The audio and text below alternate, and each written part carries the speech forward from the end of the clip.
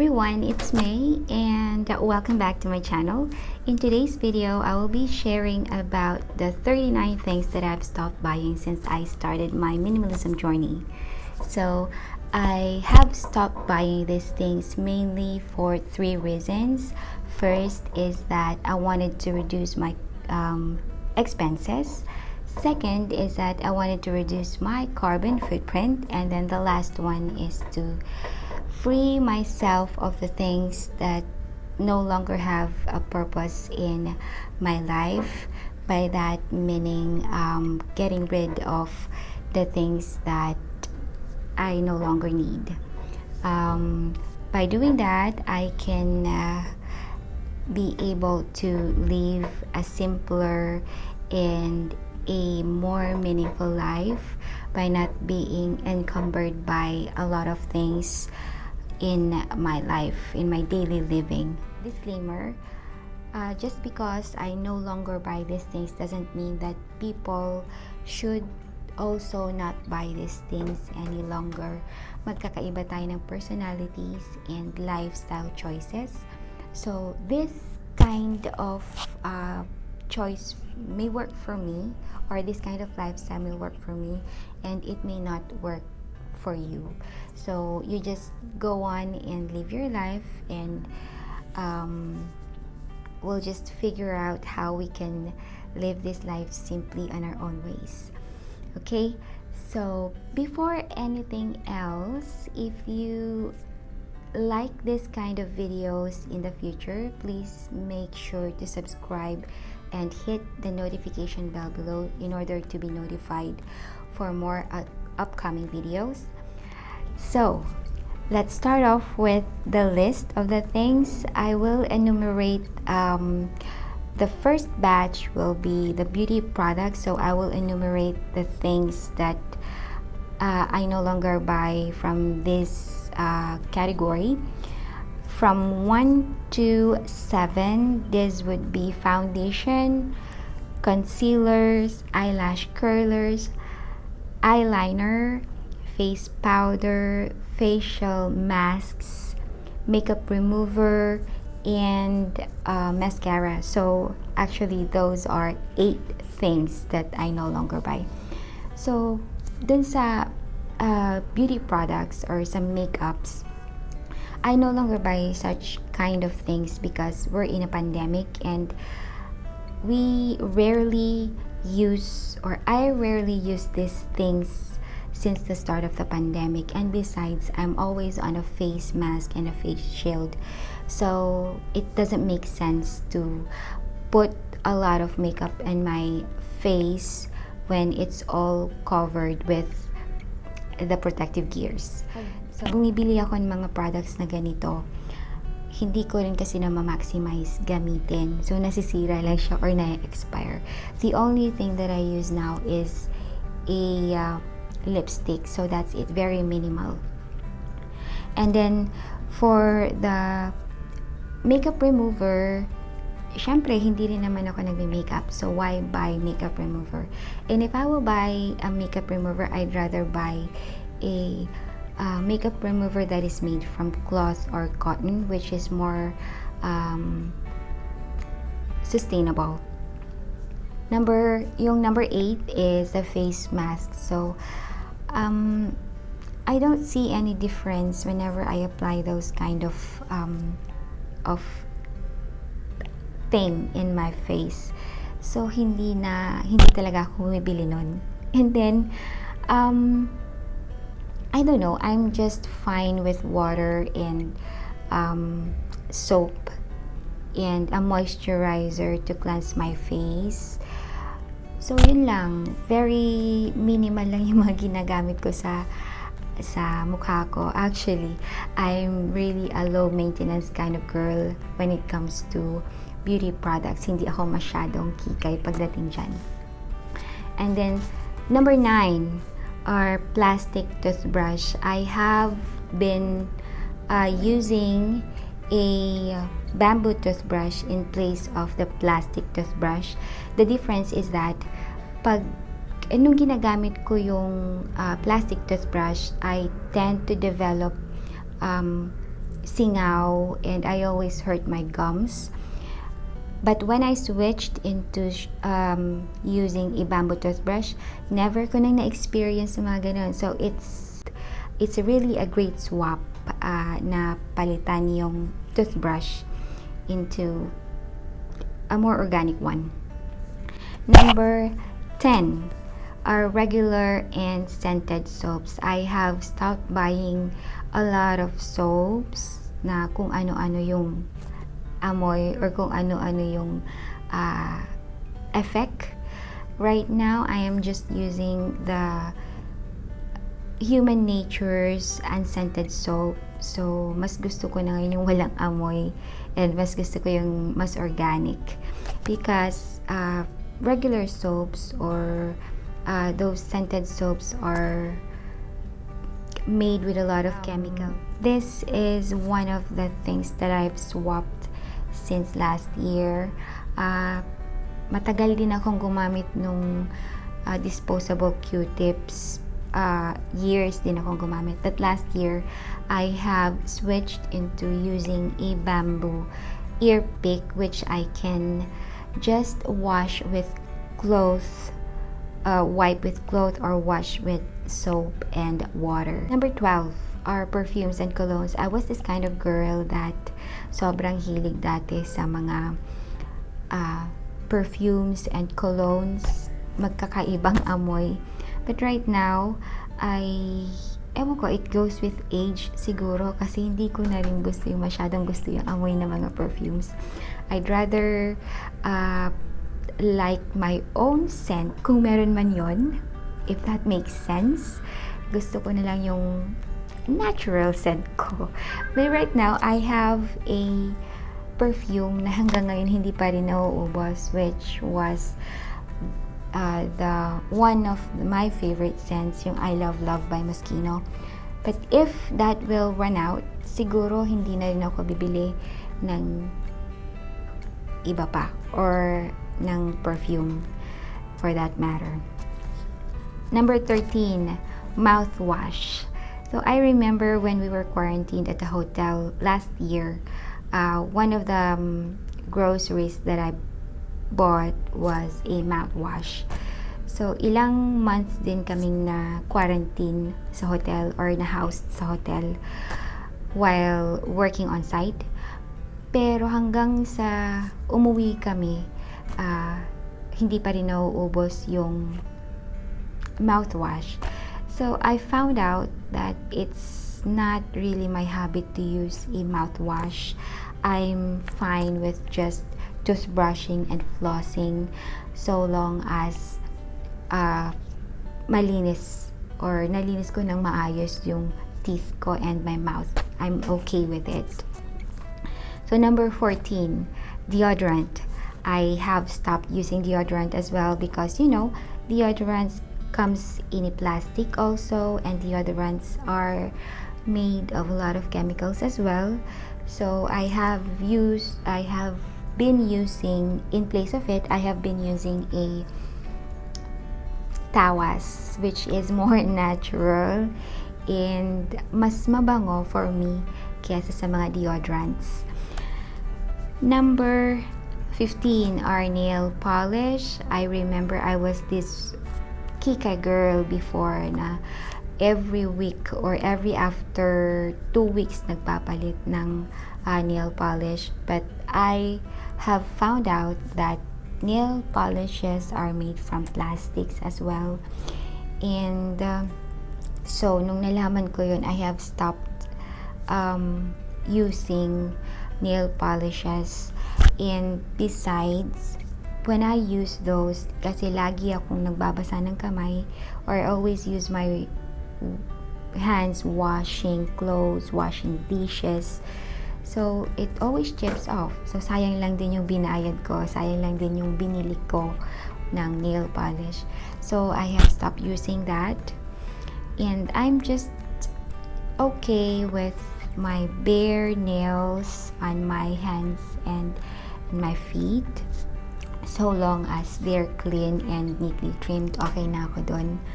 And masaya na ako nakakita ng mga friends or mga female na neatly trimmed and neatly polished yung kanilang nails. I'm okay with that. I'm okay admiring those things from afar. So, number 17 is fast fashion. So, a lot of people know that I'm a fan and an advocate of ukay, of secondhand clothes and of thrifted clothing because I wanted to reduce my carbon footprint when it comes to clothing and textiles. I'd rather buy, to which some of my friends know, I'd rather buy from ukay secondhand stores or thrift stores for my clothing. It's because it's much more sustainable to source my clothing from these shops instead of buying fast fashion brands such as Zara, Forever 21, and I don't want to support or promote this kind of brands because they're not sustainable, they're unethical, and they really are the great contributor of our climate change and some of the pollutions that we experience right now. So yun, I'd rather buy ukay, which you can really find a lot of great and good stuff in there, especially timeless pieces, vintage pieces, and classic pieces na ikaw lang yung meron. 18 on the list are meat products and fish and poultry products. So last year, I have switched from being vegetarian into a full-time vegan. So today, or this month actually, is my anniversary of switching into being vegan. So fruits and veggies are much more cheaper than meat and poultry products, and it's much more healthier and much more sustainable than these products, because if you know, poultry and meat products are one of the contributors, or one of the biggest contributors of our climate change as well, and our pollution. So switching into a more sustainable diet, or switching into eating more greens, is the single biggest way to reduce your carbon footprint and to protect the environment. So last year also, I have switched into using a sanitary napkin or pads into a more sustainable period product, which is a menstrual cup. So we all know that sanitary napkins and pads are made from plastic as well. So I started having my first period since I was in high school. Hanggang ngayon, I still experience periods. So imaginein mo kung ilang years na akong nagko-contribute sa plastic pollution just by using sanitary napkins and pads. Imagine the math. Imagine how much you have spent using and buying those plastics for your period. So that's a lot. Ilang years na rin yun. So what I like about the menstrual cup is that you can use it for a long period of time. Say for example, you can use the menstrual cup for 2 to 3 years depending on your personal care. So menstrual cup is a revolutionary thing. Sobrang sulit gamitin. So next on the list of the things that I've stopped using or buying are food deliveries and food panda. So So, simply put, hindi na kasi ako masyadong bumibili naman online or nagpapabili online. So, it's just an added expense for me. So, I'd rather go dun sa store para bumili or cook my own food. It's a lot easier that way for me.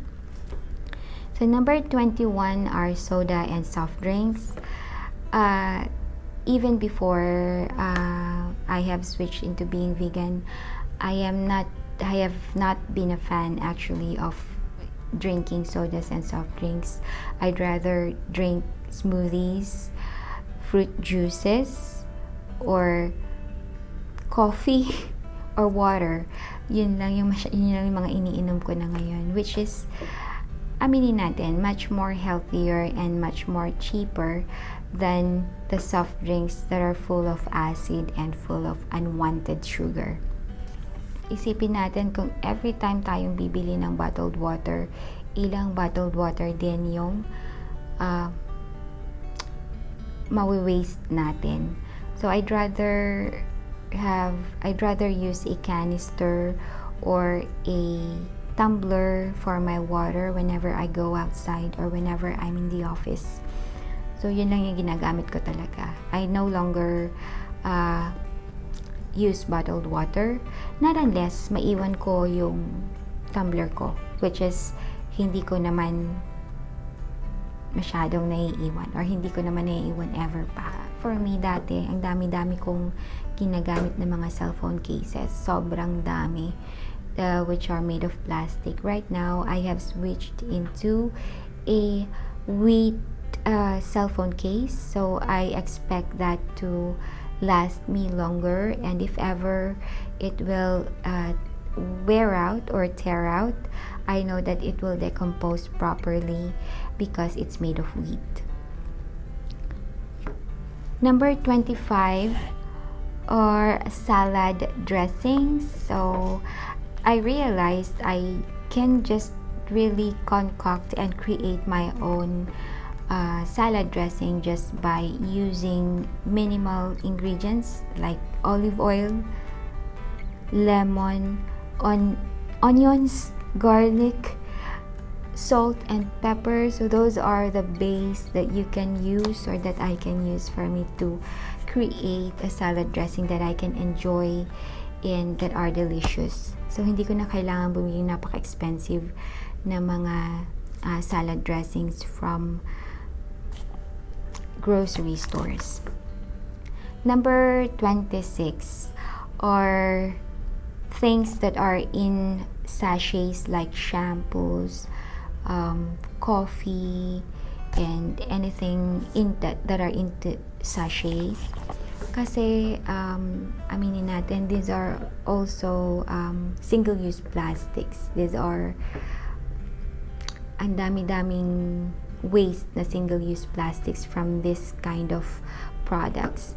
So instead of buying those things, I'd rather buy coffee or shampoos in bulk, yung mga malalaki na, so that hindi ako nagproproduce ng maraming plastic waste from sachets. And it's cheaper that way as well. So number 28 are heels. There's this story that is really funny. We were attending an anniversary occasion at our office, and we were all dressed up, and I was using a 3 inches heels, I think. Wala pang 1 hour, sumasakit na yung paa ko, sumasakit na yung calves ko, and then I already developed blisters. So from that time on, I swear to myself that I will no longer use heels or stilettos that high.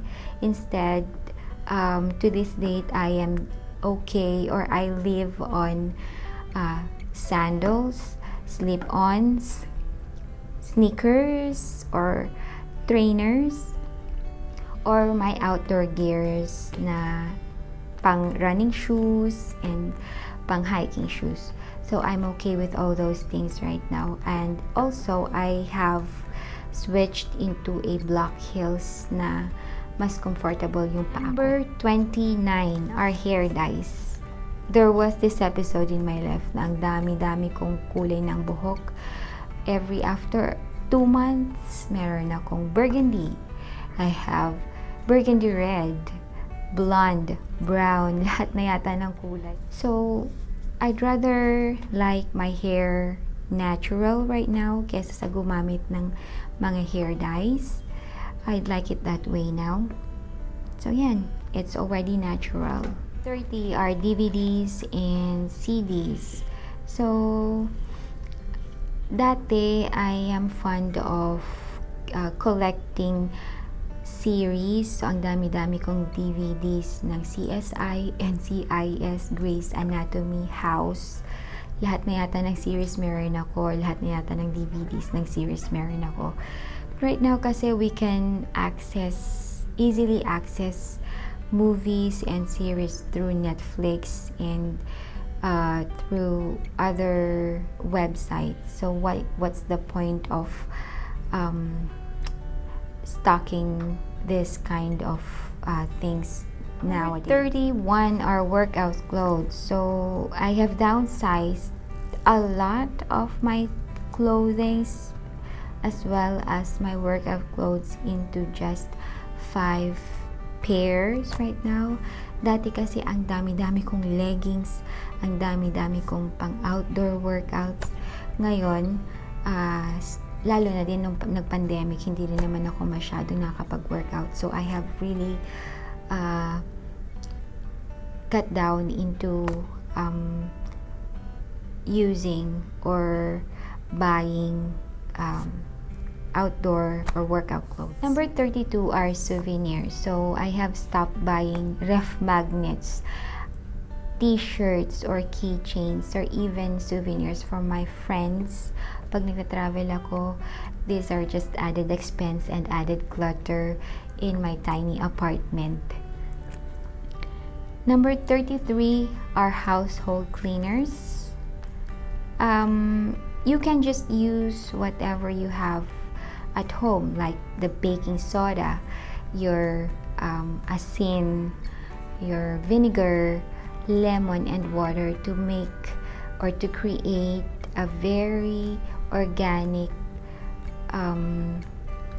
household cleaner instead of buying household cleaners that are made from a lot of chemicals, which can be damaging to your skin and which can be damaging to some things at home. We're down to the last few items on my list. So the next one are holiday decors. Meron lang akong isang holiday decor that I can use daily, which is the fairy light na I can, on normal days, I can use it as a light in my room, as a dim light in my room, and by Christmas I can use it with the colorful light. That's the only holiday decor that I have. I know I have not bought a Christmas tree since living in this city for a decade now. So ayoko ng masyadong clutter at ayoko ng masyadong nasa-stock na mga gamit kasi. Number 35 are themed clothes and costumes. So before, when we have these activities at the office that requires themed clothes and clothing and costumes rather, I buy sa ukay. So tapos once ko lang magagamit, tapos it will be stocked away in my closet for a long time. So it's just an added clutter and an added expense. Right now, kung meron man kaming themed activities, I'd rather ask my friends or borrow from my friends or rent for costumes instead of buying time and time again. Number 36. So, special kitchen gadgets and tools and appliances. So, yung TV commercials and as well as Lazada and Shopee are into convincing us into buying such kind of things because kailangan natin. But for me, I don't need this kind of things because, say for example, for the lemon, I just can't squeeze it with my hands, or for the garlic, I can just chop it with my chopping board and my knife. I don't need the garlic crusher, which in the long run it will just be an added clutter in my kitchen. So ayoko nang masyadong madaming gamit na single use lang naman ang gamit. Number 37 are home appliances, speakers, and TV. I remember for my first pay when I started working, bumili ako ng TV with the picture tube, yung meron pang picture tube dati. So that appliance lasted for 9 years, and after that nasira, hindi na ako ulit bumili pa ng kung ano-ano, even speakers and things like that. So yung TV ko ngayon, I did not buy it. I accumulated it from my points from Live Well at the office. So hindi ko rin siya binili. If that will be damaged or mag-retire man yung TV ko, I don't think I will buy another one.